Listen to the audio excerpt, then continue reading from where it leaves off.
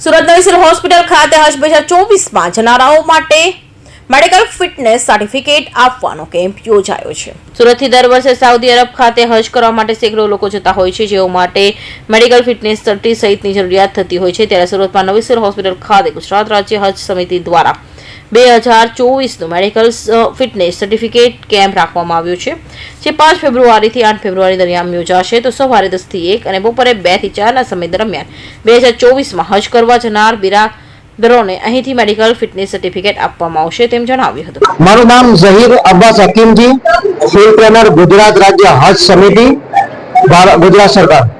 આજે કયા પ્રકારની કામગીરી ચાલી? આજ રોજ સુરત સિવિલ હોસ્પિટલ ખાતે જૂના ટ્રોમા સેન્ટરના અંદર 2024માં હજ પર જનારા હજ યાત્રીઓ માટે ફિટનેસ કેમ્પ સર્ટિફિકેટનો કેમ્પ રાખવામાં આવ્યો છે, જેના અંદર સુરત શહેર અને જિલ્લામાંથી કુલ મળીને 1000 જેટલા હજી હજ યાત્રાએ જવાના છે। અને અમે સુરત સિવિલ હોસ્પિટલમાં એ રીતે અરેન્જમેન્ટ કર્યું છે કે ભાઈ 4 દિવસના અંદર 250 જેટલા હાજીઓને પર બોલાવી આ તમામ હાજીને મેડિકલ ફિટનેસ સર્ટિફિકેટ અહીંયાથી તપાસ કરી અહીંયાથી એનાયત કરવામાં આવશે। હાજીઓને શું મેસેજ આપો?